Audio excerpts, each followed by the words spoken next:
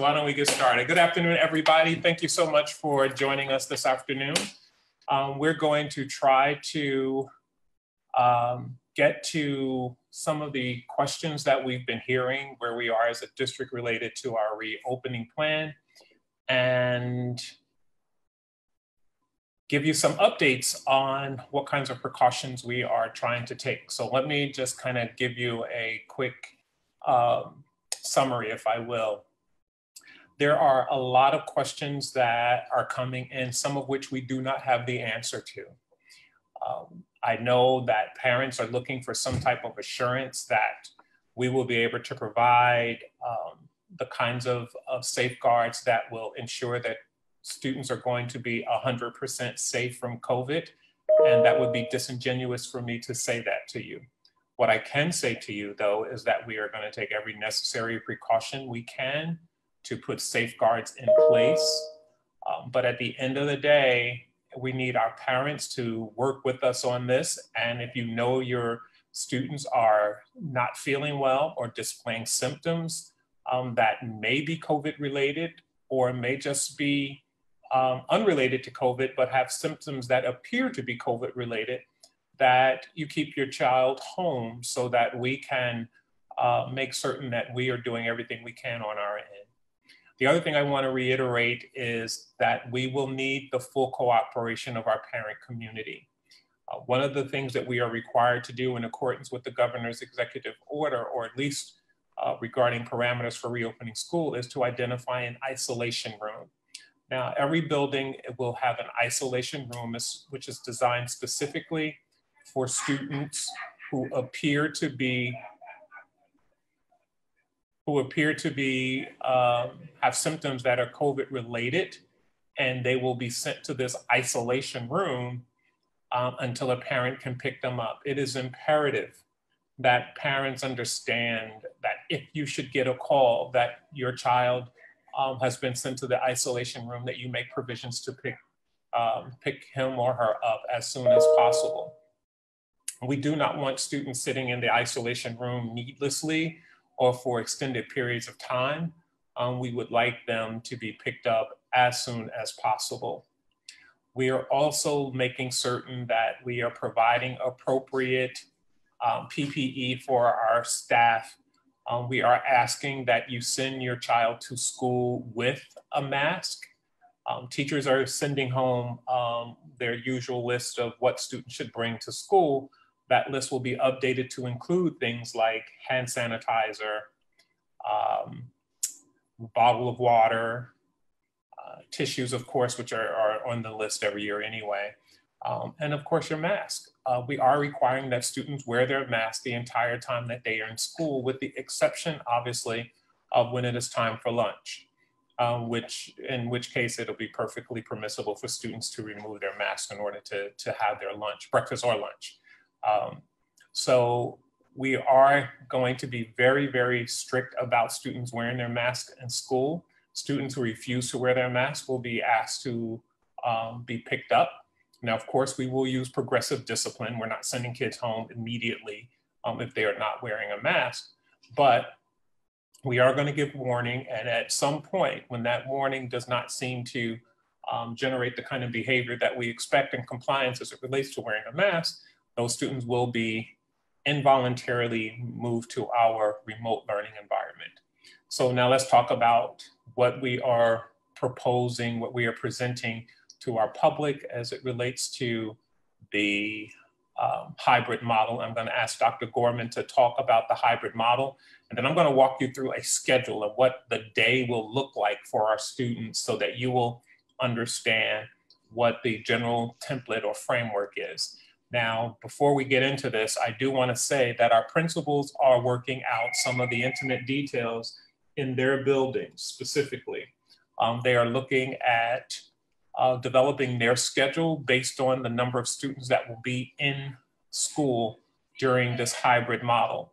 So it is not necessarily 50% of the classroom. It's going to depend on what the regular class roster looks like and the size of the classroom. So if there are 25 students in a classroom and there is sufficient space for 15 students to socially distance in that classroom, well, then that would be more than half. But in some cases, particularly in our older buildings, our classrooms are considerably smaller, and you may have a class roster of 25 students, but may only be able to get 10 or 15 or 10 or 12 in that classroom in order to accommodate social distancing. So do understand that those parameters are specific to how building principals schedule those classes, which is why it's so important for parents to complete the survey so that we know how many students are going to be returning to school and how many students are going to be in our remote environment. Now, you have two options. One is to engage your student in the remote learning, which is a completely 100% virtual learning environment where the student will be home and will get instruction in an asynchronized learning environment. And we'll talk a little more what the difference is between synchronized and asynchronous environments. And then we will talk about the hybrid model, which is essentially an A-B schedule, 2 days on, 2 days off. And then Wednesday is Wellness Wednesday, excuse me, Wellness Wednesday, where teachers will interact with students, do a wellness check to make sure they're okay, to make sure that they are signing in, answer questions that they may have about assignments, and just make sure that we are doing what we can to help students transition into this new environment. So Dr. Gorman, you want to walk us through the actual hybrid model? Yeah, we're going to go backwards, Dr. Hamilton. We're going to say, if you're opting for a virtual environment, what does it look like? What is synchronous versus asynchronous mean? And what is an example of a specific schedule? So let me take you through this. I know we've been living a little bit in the abstract, and let's get down and drill down to the concrete here and get to some specifics. So what does remote learning look like and feel like for our students and parents in the fall of 2020? So first of all, how is this different than in the spring? Well, there's going to be a combination of asynchronous and synchronous learning. And so synchronous learning is when a teacher Zooms in or video conferences in with a class. She meets up with them, he meets up with them, and they do activities. They might model a lesson. They might have an activity where they are creating something together as a class on a technology like Padlet or in Schoology, but they are basically face-to-face and they have the students' audience. So one of the things that we are setting district-wide in the fall is that there'll be a morning meeting every day to check in on the status of kids, do a component on social and emotional learning if appropriate, and to sort of lay out the agenda so every kid knows what they're responsible for the day and the week. Students will have so that's synchronous. Asynchronous means, okay, now that I've taught you or modeled this class, or you've watched this video, or you've watched your Envisions video, now you're going to do some guided practice. You're going to do some reading. You're going to write a paper. I'm going to give you feedback on it. You're going to work with a partner and create a shared presentation. You're going to do some interviews and on, lots of different learning activities based off of all of our different technologies and software. We're implementing science tech books this year throughout the district. They're going to be very interactive. So kids will have a lot of different things to do in a lot of different subject areas. And so this is a combination of both synchronous and asynchronous instruction in the remote learning environment. So kids will have daily student schedules. They'll get feedback and grading. That was pre-COVID-19. So we're trying to simulate really what school looks like in a virtual environment while dealing with this virus. And we'll be administering regular assessments. Now, we didn't do that as much in the spring because we were scrambling just to get people engaged in that environment. But we are going to re-up our benchmarking using iReady. We're going to use diagnostic tools. We're going to use common assessments because we don't know what has happened since last March. So we have to get a good feel where kids are and how we're going to help them through the process. And we're going to be leveraging, obviously, some more comprehensive digital tools. So this is an example of an elementary school level schedule in a virtual environment. From 8 to 8:30, they would have their morning meeting. Then they might have language arts or English for 2 hours. Then a half an hour of science and social studies, a break, math, and other areas, interventions. They would get some breaks during the time. They would meet back up later on in the day.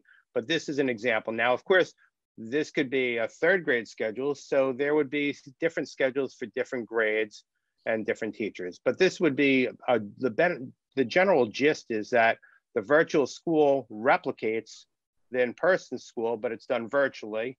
And now that we're going to be able to basically make sure that all of our kids have a device and internet, we feel that that is a very powerful tool to provide for parents that don't want to send their kids to school through the hybrid model.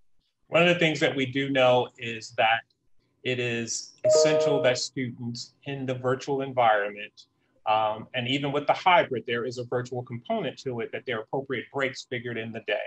Students are not going to sit, particularly our younger learners, are not going to sit from 8 to 3:30 on a computer listening to lessons, even when they are interactive, and be able to have that kind of attention span. So teachers are figuring in appropriate breaks throughout the course of the day so that students are not in this nonstop instructional environment when they are learning remotely. So go ahead to the next slide real quick. Yep. So what might a class look like? And I'm not saying this is our classes per se, but this is an example of a balanced literacy English language arts classroom where you would do 20 minutes of word study. You would do a mini lesson. The teacher would model a mini lesson, and then students would work in small groups, in pairs, individually. They would watch videos. They would have online discussions. They would go back and write their individual pieces, and they would interact that way. Then there would be a wrap up and a share, and that could be done in lots of different ways with all of our digital tools. That can be done on an online feedback where peers are giving each other peer feedback off of their work. And then the same thing for literacy. So this would be an example of a possible classroom structure in a remote lesson. So feedback and assessment, I mentioned at the beginning, are very important. It's really important that teachers are providing students with feedback and that they are assessing where they are so they could determine the right types of activities to give their kids. And different kids will obviously be able to do different things based off of their readiness. So we want to make sure that they have essential skills and they can also think critically and work on performance tasks. And performance tasks is one of those educational terms. They means that you're doing things to show that you have mastered a concept. So in 50 years ago, Dr. Hamlin, it was like working on a worksheet, but now a performance task might be create an interview using your laptop, or design a web blog or a web page, or create a Twitter feed or a mock TikTok video to demonstrate your understanding of what's going on, or write a position paper for or against a topic. And those types of assessments will allow the teachers to identify where the kids are based off of the skills that they've taught them and the curriculum, which is the same curriculum that we would teach for the upcoming school year. Obviously, we will condense it to work on the most essential skills and standards because we can't accomplish everything in the school year. And we understand that. And we're hopeful that we could really pull out what's most essential for our kids. And the key for us is to provide these assessments regularly. We've already blocked out a window at the end of September to make sure that all of our students, at least at the K-9 levels, kindergarten through 9th grade level, are taking iReady, and we get a good diagnostic set so we could personalize instruction and differentiate it for our students. And so that's an overview of the virtual component, which people are wondering what's going to happen if they're virtually. Well, they're going to keep the regular standard hours of a school day, and they're going to have exactly what we both described. It'll be a combination of synchronous, asynchronous, breaks, lunch, and everything in between. So let's get to some of the real details of what parents want to know. Are students, for example, required to wear a mask all day? Yes, students and teachers are required to wear masks all day. Another question that's been popping up, and I can't see the questions right now on Facebook. I was trying to jump in and see what they were, and I really can't. So I'm just going by some of the other questions that have come up by either way of email or messages that I've received from parents. What happens if a student tests positive and they're in school? Well, that's what the isolation room is for. The isolation room is for students who appear to be positive. They have symptoms. They either have a fever or they are displaying symptoms that are related to COVID. They will be sent to the isolation room. In the event that a confirmed case happens, the doctor or MediMerge or the hospital or wherever, urgent care, I'm sorry, or wherever you take your students to get the test, they have a responsibility to report it to the Department of Health, the Westchester County Department of Health. Westchester County will then notify us. Of course, if a parent gets that information, it would be advantageous to send that information to us as soon as possible, and we can then put our protocols in place. But there will be a quarantine if a student in a classroom tests positive, or a teacher in the classroom tests positive. In the case of an elementary school where students are not changing classrooms, that's pretty simple in terms of the process. We will put students in, we will notify all the students in that classroom that they should quarantine for a period of 14 days. So those students or that classroom will be moved to a 100% virtual or remote learning program. At the secondary level or class in our upper middle grades, where students are changing classrooms, it becomes a little more complex because we will then have to look at student schedules and see what interaction they've had. And this is our form of social tracing.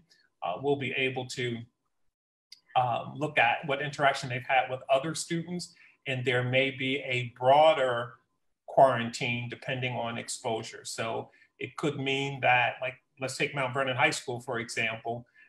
A student could be in 5 different classrooms in the course of the day and may have interacted with, a 9th grader could have interacted with 10th graders and 11th graders, depending on their schedule. So that could have a broader implication for when a classroom is quarantined, or when larger portions of the school are quarantined, or sections of the building are quarantined. In classrooms where special teachers may push in, for example, where the art teacher may have been in 5 different classrooms, for example. If that art teacher should test positive for COVID, then every class that that teacher has provided instruction would be notified, and those classrooms would be quarantined. So that is our process or our protocol for how we will manage quarantining in the event of a positive case. Is anybody able to see the Facebook questions? If people Yes, Dr. Hamilton, I see them. They're going fast and furious. So there's been 313 comments. That's hard for us to handle in a couple minutes. So we're grouping our questions based on a lot of what we're seeing out there. Will there be counselors available for kids like they did before COVID? Of course. And there's talk about the isolation room, Dr. Hamilton, and to what extent that's going to, and how that's going to work. Well, teachers will send students to the isolation room if let's start back to the beginning. Let's say a student comes in and we're looking to getting those scanners in our building. That's a new development. That's not in the plan because we weren't planning to do that. CDC discourages taking student temperature every single day with the handheld thermometer. However, we are now exploring buying there are new units available that'll take a temperature as students walk in the door in large groups. I think it scans up to 70, 80 students at a time. So we're looking at that. But let's just say in that scenario, a student comes through the door and they have a temperature, that student will automatically be sent to the isolation room. What we are trying to avoid is needing to turn students around without notification of a parent. So we are asking that you avail yourselves and understand the environment that we are in.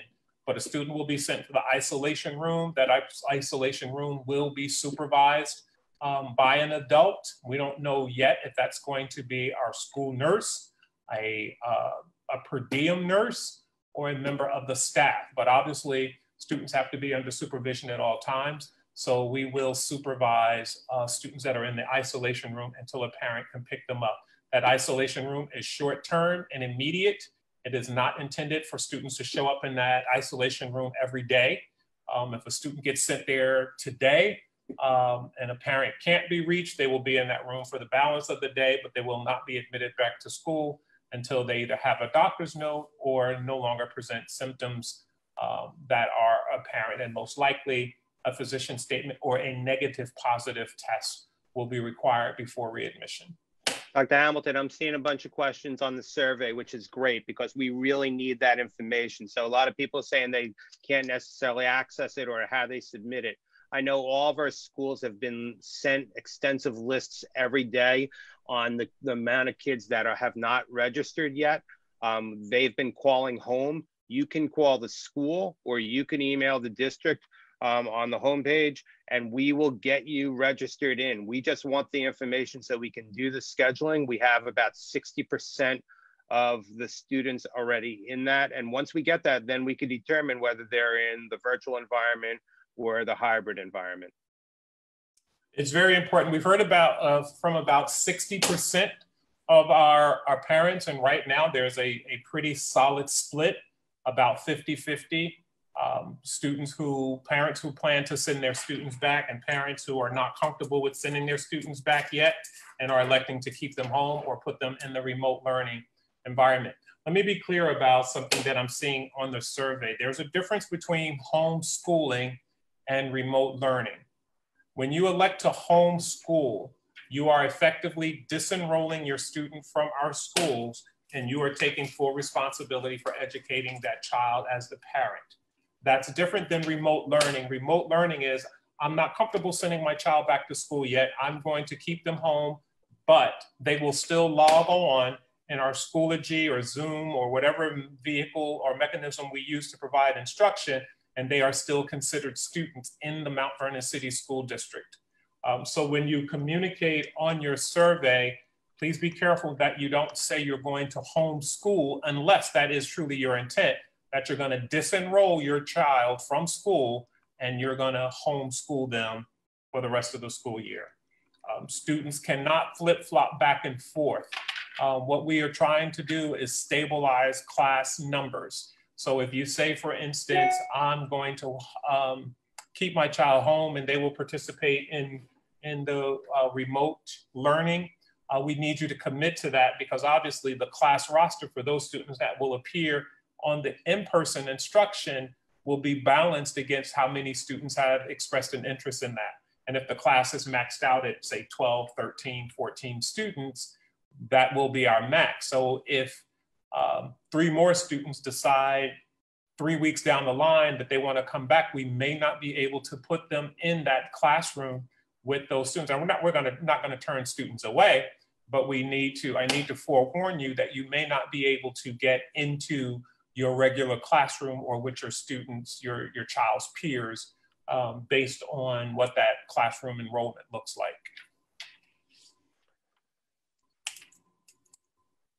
Let me see, Dr. Hamilton. I just had a thought. I just want to make sure I get there.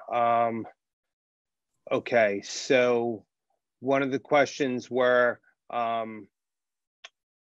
what's the first official day of school? So I know the first official day, we're going to look at amending the calendar a little bit, and that'll be at the board meeting tomorrow night. But we plan right now to start bringing kids in on September 10th in this model. The other question I've been getting is, should you go out and buy school uniforms? We encourage you. We want our students to stay in school uniform, but I also realize that many of our retail stores are not open, or supplies may be limited because of COVID and shipping and things of that sort. So if you don't have the uniform, it's not a crisis. If you have the uniform, we absolutely want to encourage students to wear their uniform. If they have last year's uniform that they haven't outgrown, we want to encourage students to be in uniform as much as possible. But we understand that the circumstances may not make that as feasible as it has been. Yeah, Dr. Hamilton, I think one of the things that I know you said in the beginning, but we're going to be on online 5 days this week, right? So we're going to attack different pieces at different times. And hopefully by the end of the week, we'll have a really good communication piece with all of these questions that we're getting hit with right now. Yes, I know that as we are required to do actually 3, but because we're one of what's considered the Big Five, because we're affiliate members of the Big Five, which is the largest school districts in the state, we are doing 5 information sessions. So there's one every day this week, and they have to be conducted by Friday the 21st. So that's what we are working to be in compliance with. So Dr. Hammond, I'm seeing a lot of parents having questions legitimately, like when are we going to get the schedules? When are we going to find out? And I know that we're juggling a lot of different things because we're trying to figure out, first of all, get all of the students registered, virtual or hybrid, then decide which teachers are going to go hybrid or virtual. So the sooner we get, or the sooner we decide to close out that survey and say, that's it, we're done, then we could get off and running. And obviously we want to get it to parents as soon as they can. We are looking to provide a parent university. One of the questions that somebody just emailed me, one of the questions that I got in an email today was about how will parents support remote learning? We are going to be providing a parent university where we will train parents on how to take full advantage of the remote learning.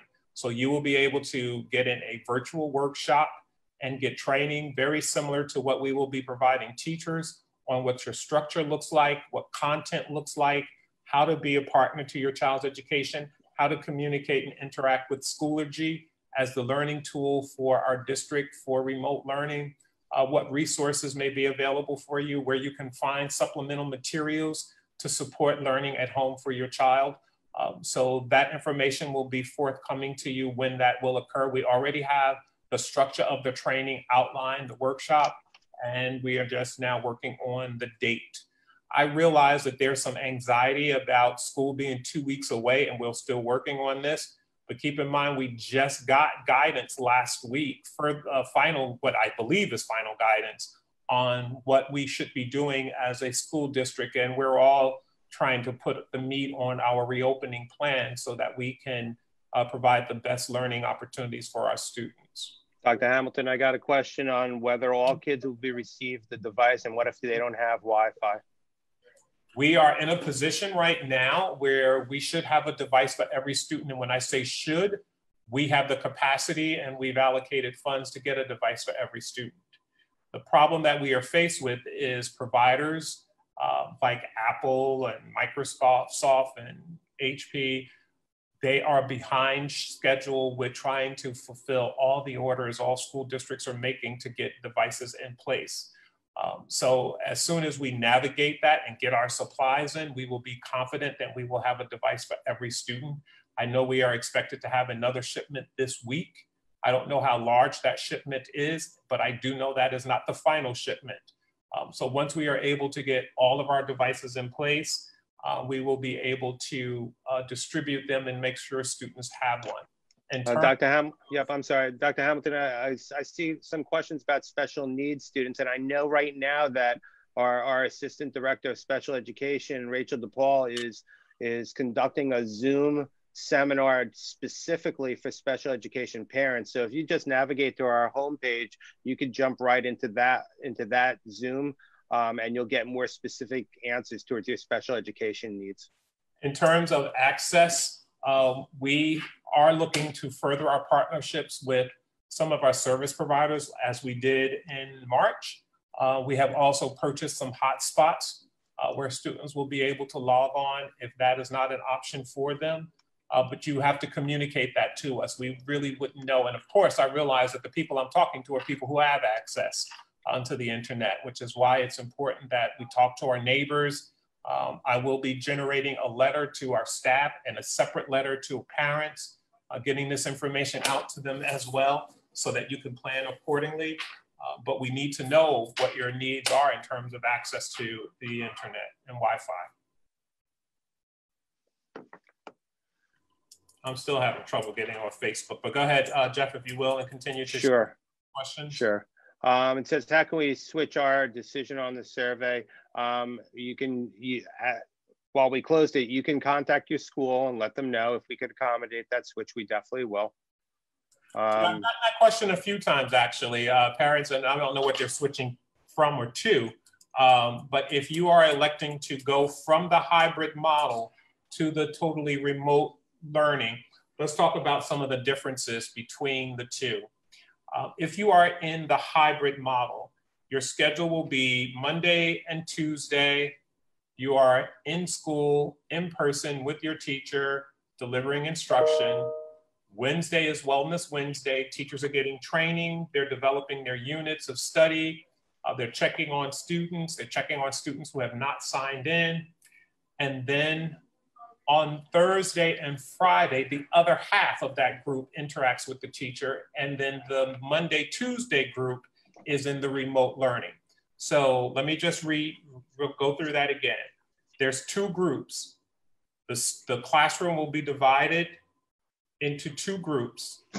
On Monday and Tuesday, group A will be in school and in person with the teacher. Group B will be interacting with a teacher in a remote learning environment. On Thursday and Friday, group B is then in school, in person with that teacher, and group A is now in a remote learning environment with a teacher. So you're still getting 4 days of instruction, but those 4 days of instruction are not necessarily with the same teacher, because obviously the teacher can't be providing in-person instruction and remote instruction at the same time. So if I'm your child's 4th grade teacher, and on Monday I have half of my students and the other half are being taught remotely, I can't teach in person and remotely. So on Thursday and Friday, that group that's been instructed remotely is now in person with me as the classroom teacher. And that A group that was in person on Monday and Tuesday is now in a remote learning situation with another teacher, another 4th grade teacher. And how we are trying to prepare these schedules is there are a series of teachers who have pre-existing conditions, for example, and they're requesting accommodations. We're sorting through those accommodations and trying to approve as many as possible. But those will be our remote, they will be assigned to our remote learning modules, and they will be providing that instruction remotely. In the best of all worlds, we will have ample teachers to cover every grade level and teachers within a building, within the same building. So if I am a 3rd grade teacher at Hamilton School, for example, and I'm providing in-person instruction, ideally one of my colleagues will also be a 3rd grade teacher providing that instruction remotely. That's our utopia. That would be our 4th grade. That would be our ideal situation. I don't yet know if we can marry that as organized as I'd like it to be, because I don't know which one of those, how many of those cases will be approved based on the accommodations that teachers are requesting. But that is our goal. That's our utopia. Yeah, I'm getting a lot of questions from people that came a little bit late asking for the remote learning overview. You can totally watch it back and we'll hit it again in our next session. Dr. Hamilton, somebody asked, when will we be sanitizing schools daily? I know one of the things that we thought about long and hard was by putting just half of a half together on Monday and Tuesday, you're not mixing the A, Bs every other day. You're keeping the A's together for 2 straight days. But I do believe that the building will be sanitized on a daily basis with our high-tech, our high sanitizing machines. And then Wednesday will be deep cleaning day. So yes, the buildings will be sanitized. Students should bring bottles of water with them. We will not be accessing our water fountains. There are, I think just about every building has a fountain where you can refill a water bottle.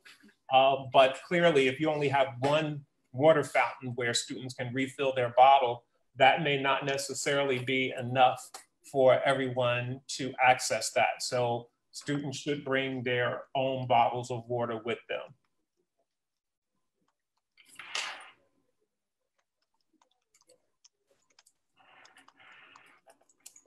Will there be sanitizer buildings, dispensers in each building, Dr. Hamilton?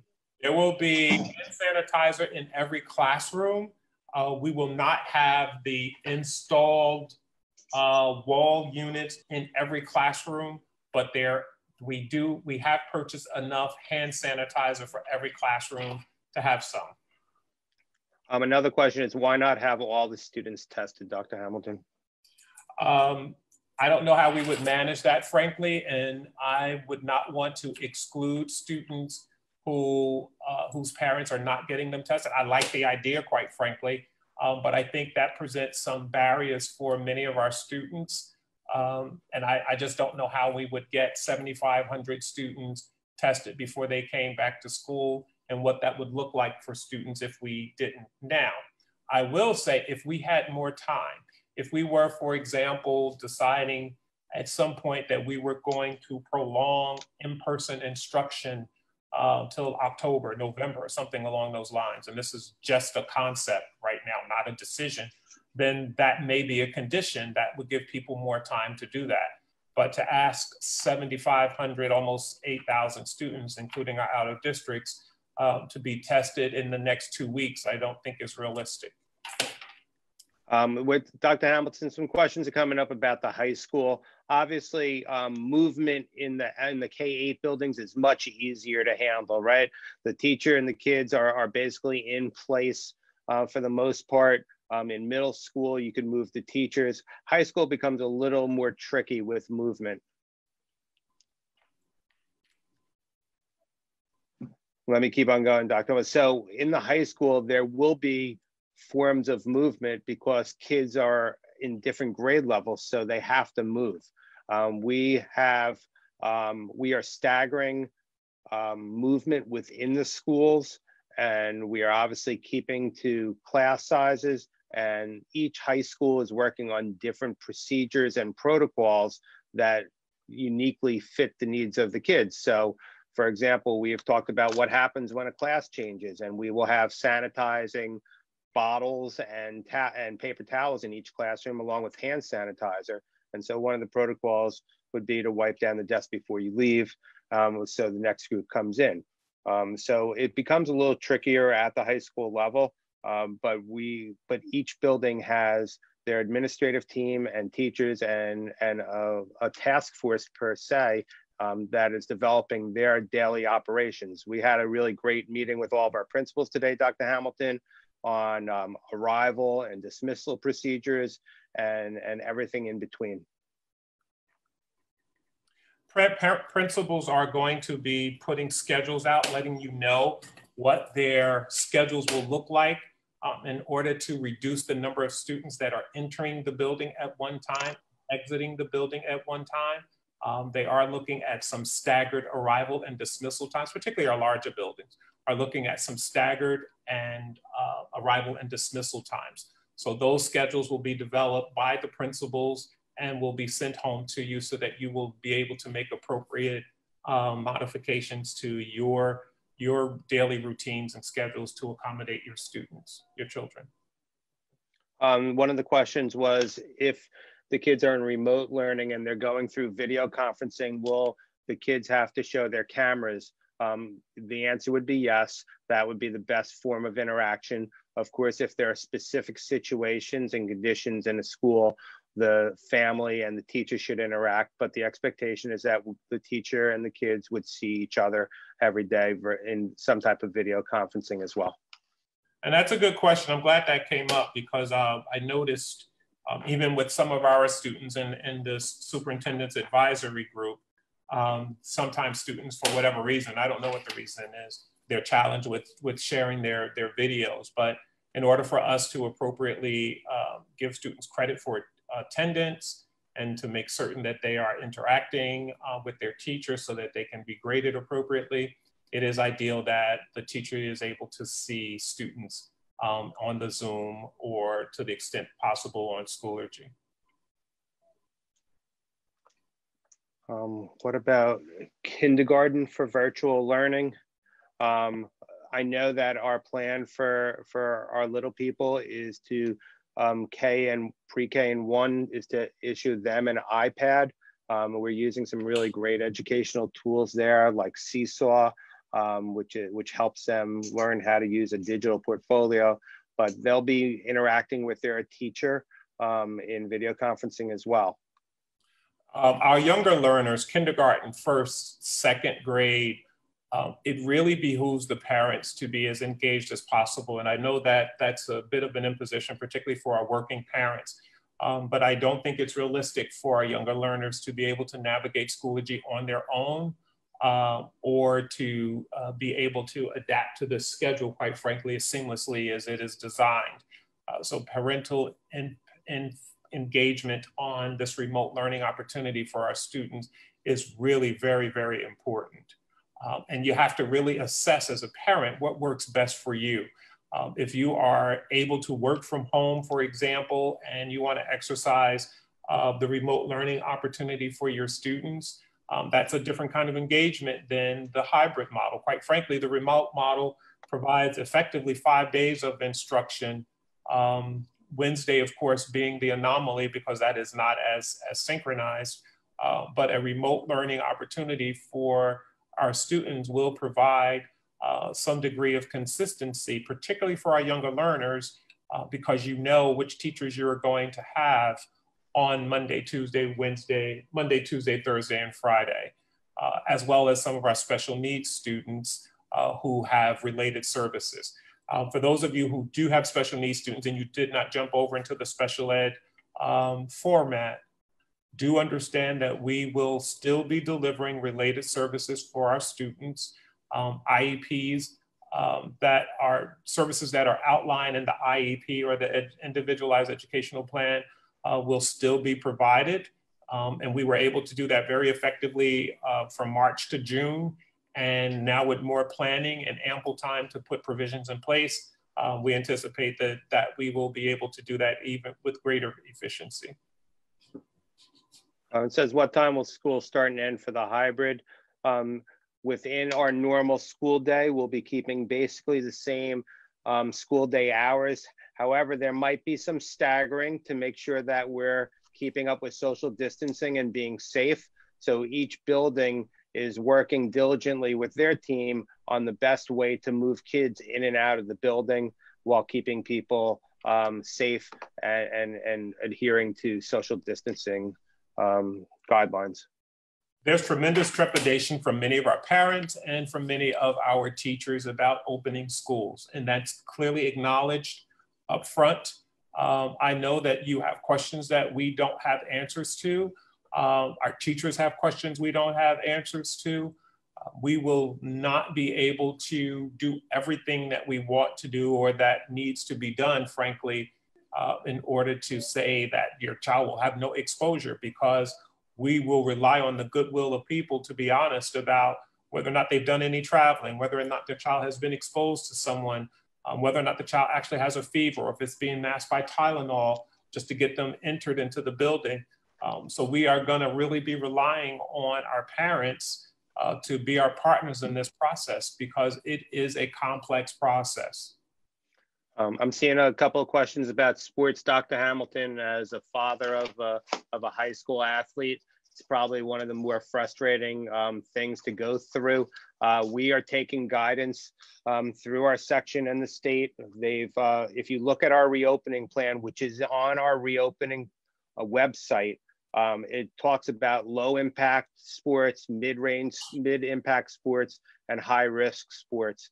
Right now, our last conversation, I do believe, was that there was a tentative still for the end of September for fall sports, but we will just follow the guidance of the county when it comes to interacting with sports, and obviously keep it to minimal or low impact sports.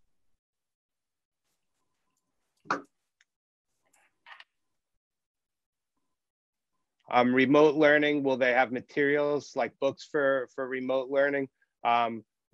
We are trying to minimize the actual physical books. We are going to use the iReady books.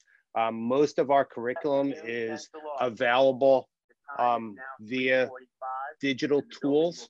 So for example, our entire math curriculum and journeys, those are all that information is accessible digitally, and we'll be trying to leverage those tools. And quite honestly, that follows suit using laptop devices and iPads, we should be utilizing the best digital tools for our kids and moving away from paper workbooks and certain tools.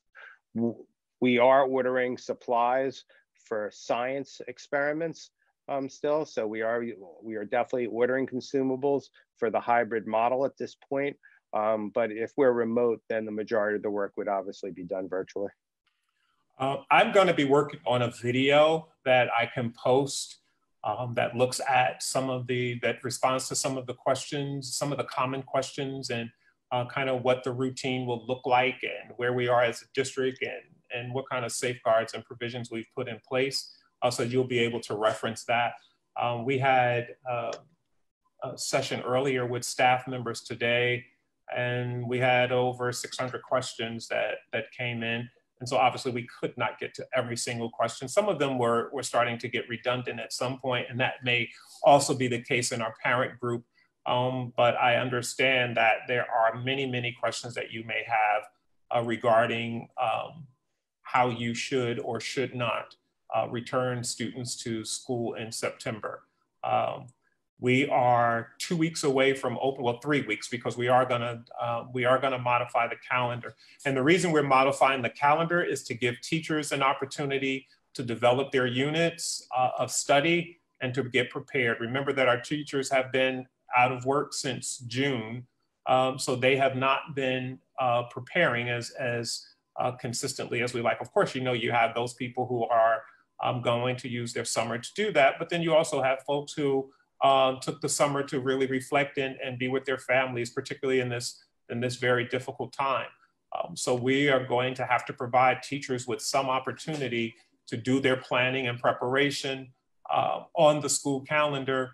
And that is the reason that we will be proposing a modification to the calendar at tomorrow night's meeting.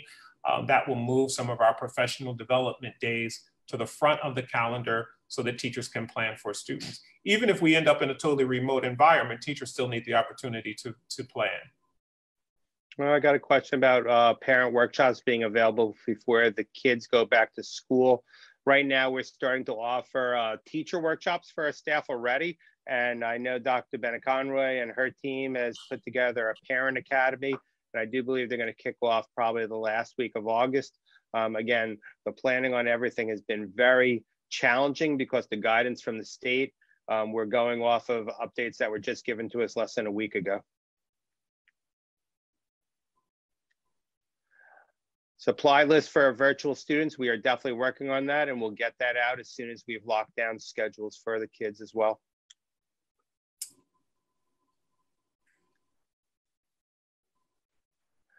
Mr. Taylor, we will put together another special needs district webinar. I think it was by invite only. And so I do believe that the district emailed all special needs kids an invite to that Zoom. We will definitely put together another one for you so we can answer your questions as well.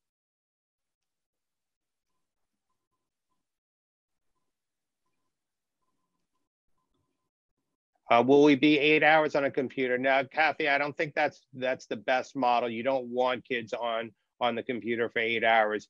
You do want them interacting, doing different types of things. So if, for example, we talked about physical education being virtually, it would be great if kids can take a walk outside, a supervised walk, and record it, or participate in a virtual yoga class, which I knew took place in the summer as well.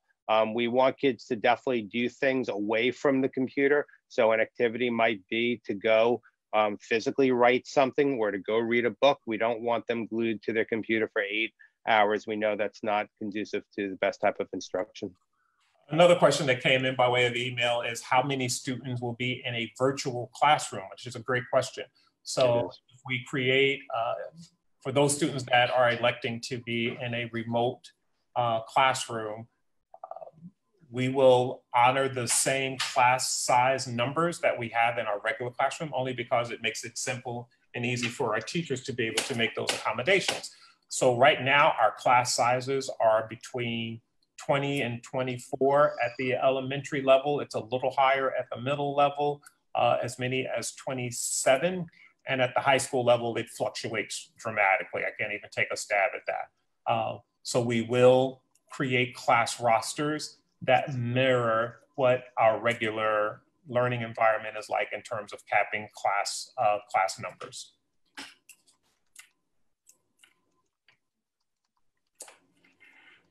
I know I'm seeing, I love that so many people, you know, I don't love that they're not being able to answer the survey, but they have interest in the survey. Send me an email. We'll get it done for you. All this, reach out to your schools, call the school. They will get it done for you. Even if we take the information and input it manually for you, we will take care of it. We have to, as soon as we get all the requests done, that's as soon as we can start scheduling and get everybody the information they want on whether they're in the virtual or the hybrid environment. I have a question about what our Wednesday looks like. So let's talk about Wednesday. What is Wellness Wednesday? What is that schedule like for staff and students? So Wednesdays are designed for teachers to plan and develop their units. In addition to that, they are also responsible for checking in with students that may have questions or students that may not have been as engaged. For instance, they've signed on in Schoology, but they may not be asking questions. They may not be submitting assignments. That is a follow-up day for our teachers. Students who are not showing up at all, that's an opportunity for our teachers, our guidance counselors to reach out to students and find out what's going on. It's also an opportunity for our related service teachers to do their plan. Related service meaning our reading specialists, our math specialists, to look at data that teachers are sharing with them so that they can plan their follow-up units. In terms of students logging on per se, the plan does speak to that very specifically about what that Wednesday looks like. Jeff, you want to talk about that a little more in the terms of the teacher responsibility on that day? Are you talking about the Wednesdays, Dr. Hamilton? Wednesday. Yeah, so on Wednesdays, because of the extensive nature of creating units of study that are 180 minutes a week in content area and talking about assessments like we did in the beginning of it, we need to give our teachers adequate time to plan. So part of the day will be for planning with their colleagues and cross grade level planning as well. Another part of the day, one of the lessons we learned last year from March to January is that all of our kids weren't logging in and checking in every day. So we want to make sure that our teachers are working with related staff and families to make sure that the kids are checking in and that they're doing their work or if there are conditions that exist in the schools that we're helping them out. Another part of the day for the teachers an hour will be to engage in professional learning and a professional development. This is a heavy lift and this is a new ground for a lot of our educators, and we need to support them with continuous professional learning opportunities. And one of the things that we started the day off was assessment. So we want to make sure that our teachers and our administrators know where our kids' strengths and areas of growth are, so we could give them additional support throughout the school year, especially during this really challenging time in our community and in the nation. And students on Wednesday, in terms of what it looks like for students will be working on their units of study. So there will be, that is not a day off. And I want to be very clear with that. That is not a day off for students. That is an opportunity for students. One of the complaints that we got from students before is that it was too much work and it was too time consuming, and they needed an opportunity to get caught up on assignments, to pose questions in this flipped classroom model. And that's what Wednesdays are designed for. So I need to be very clear. It's not an off day for students. It's not adding another Saturday to the schedule. A Wednesday is a day where students will still be engaged in learning, but it would be non-synchronized learning environment. All right, Dr. Hamilton, I know there's been a flurry. We're almost up to 1,000 comments, which is great because we definitely have an audience, and I know we want to get to everybody's comments. Maybe we should wrap things up and talk about our next scheduled event, which I think is tomorrow. Are there any questions in the chat that are different than the ones we've gotten? As they come through. A little bit. Yeah. Let me just give it a second to continue to flow through. Oh, okay. If a child happens to miss days during testing positive, is that an excused absence, Dr. Hamilton? Say that again? If a student misses school because they tested positive for the virus, is that an excused or unexcused absence? So a student that tests positive, we want to discourage people from sending kids to school sick.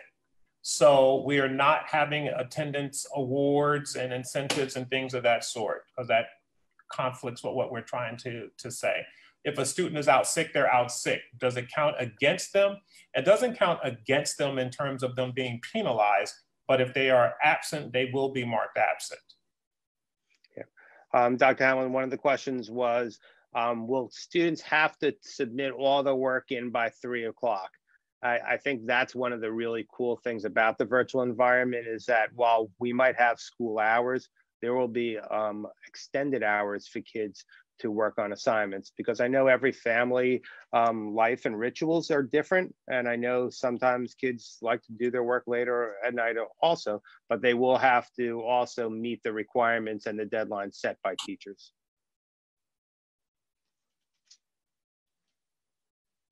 One of the questions was what's busing going to look like? And I know we discussed that. Right now, it's about a third of capacity, right, Dr. Hamilton, with the amount of kids allowed on a bus? So our service providers, those people who provide our transportation for us, as you know, the district does not own its own fleet. So we subcontract that out. Some of our transportation contractors right now are doubling or even tripling the cost, because if they have a van that transports 12 students, they may only be able to transport 4 in order to maintain social distancing.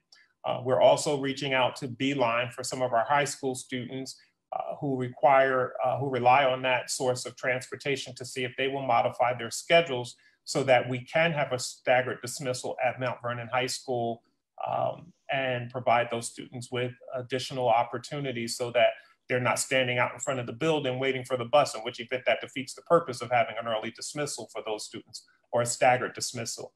So this will require the coordination with our transportation company and Beeline. So that's the long answer to your question. The short answer to your question is, students that are required to get transportation will still get transportation. Any parent that wishes to transport their children on their own, if they have the means to do so, it's encouraged for them to do so. But if transportation is written in your student's IEP, they will continue to get transportation. Dr. Hamilton, somebody asked, will the grading policy be the same for the hybrid and the virtual? I think that's a great question. One of the things that we're trying to do is making the two comparable. So if you had to be in a hybrid and we need to close the schools short term or long term, then we would drop into the virtual and maintain the same environment. So yes, the grading policy will be the same. Let me just further clarify Wednesday.